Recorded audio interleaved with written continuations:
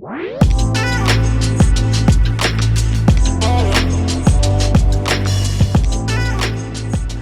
guys, Chris Chavez here from ChavezCreative Company. Hope you're having a stellar day. We're gonna begin this episode off with one question, one simple question. Do you value your marketing content after the post goes live? If you find that you aren't fully invested in the content that you've created, the chances are you share that content, you share that piece of material prematurely. That is what we're diving into, guys. We're talking about forcing content, how it negatively impacts your business, your brand. It's an important one, guys. We've talked about this a little bit, but I want to dive a little bit more in depth, and so that's what brings us here today. And guys, before we dive into each and every episode, if this is your first time here, please hit the like, subscribe, notification bell so you can be notified of all things as I create them here in my lovely space. Drink too much coffee, but we'll make it work. So this topic came back into my train of thought because I do coaching, content creation coaching as one of my services. And in my last session, we talked about this very subject. Rushing content, right? Planning ahead. We talked about this. And the more questions that my client asked, the more it kind of, planted that seed of, I really need to revisit this topic because it's something that's really important. If this client's asking about, this specific topic, chances are someone else's as well. So the one word that should never ever enter your mind is regret. You don't want to push something out there to your target audience with that regret of, I should have said that differently, or my camera angle was horrible, or I should have cleaned up the trash that was in my background. There's no trash here. That's the Breville. It's the best coffee machine ever. Anyways, you know what I mean.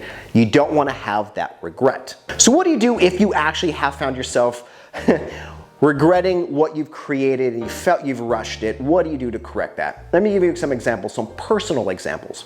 So videos like this, in the past, I've completely filmed something.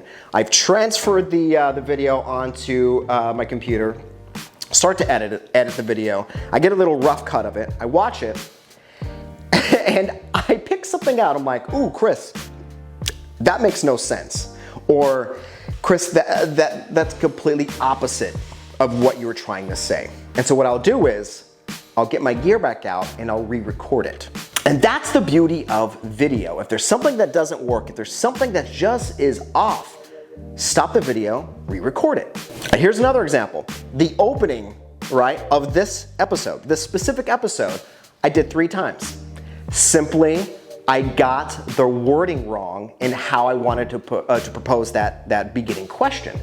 And it's fine. These are the things that I want you to know. I don't want you to look at these videos and think, wow, they're polished. She does them in one take. No.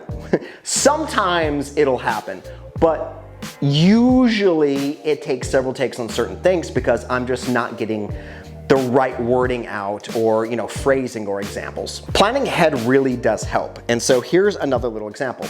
Here are my notes for this specific episode, right? I have these notes. Now, I'm not doing something where I'm memorizing this word from word. I'm looking at them through each take and I'm like, okay, I talked about that. Let's move to the next thing. This keeps me on topic. This keeps me on track.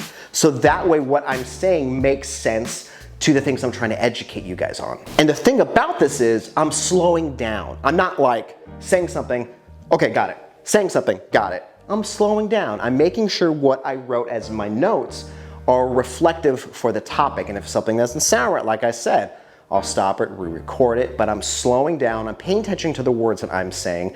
That way it's not a complex just mess of all these big words that sound good but have no meaning. But you want to make sure that the name of the game, guys, is education and building relationships. With no matter what the topic is, you want to make sure you are providing some kind of education, you're filling in some kind of gap, some knowledge gap that you have experience on that someone else doesn't. You're filling that in and you're providing them something. And then within that educational aspect, your own personality is bringing out this relationship. You're making your audience feel safe and you're making them feel like they know you and they can connect with you if they see you on the street. You know what I mean? So you want to have that education and that relationship. Those things are going to help bind all of your content together to be something that's truly, truly valuable. And take pride, guys, and ownership in the things that you create. Yet again, you don't want to have that regret. You don't want to post something and like a couple of days go by and you watch it and you're like, eek, why, Chris? Why did you do that? And there is no shame, guys, zero shame in postponing a post, right? Postponing a video that you've done. I would rather take several days in posting content than to quickly post material that's gonna damage my brand. So if the specific video, right now, I'm done editing it, it's completely finished. If it doesn't feel like the right timing to share it with you guys on YouTube, Facebook, all that stuff, I'm gonna hold on to it until the timing is right. There is no shame, there is no damaging factor in holding on to something until you feel it's right to share it. If a long period of time goes by and you're still unsure about, should I share this? Should I just re-record it? Show someone, right? So someone that has will give you positive feedback. Wife, husband, friends, family, things like that. Have fresh eyes look at it. They'll give you positive criticism and saying things like, that was really good, that doesn't really work. That way okay, I'm gonna re-record this, and then you'll feel it. You'll feel that the material is ready.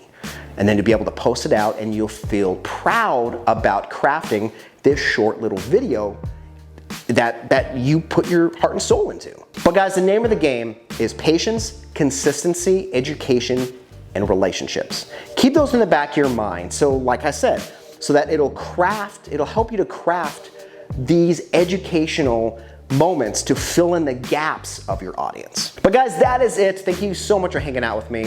And if there's a specific topic that you want me to cover, comment below. I would love to hear your thoughts on what you would like to see next.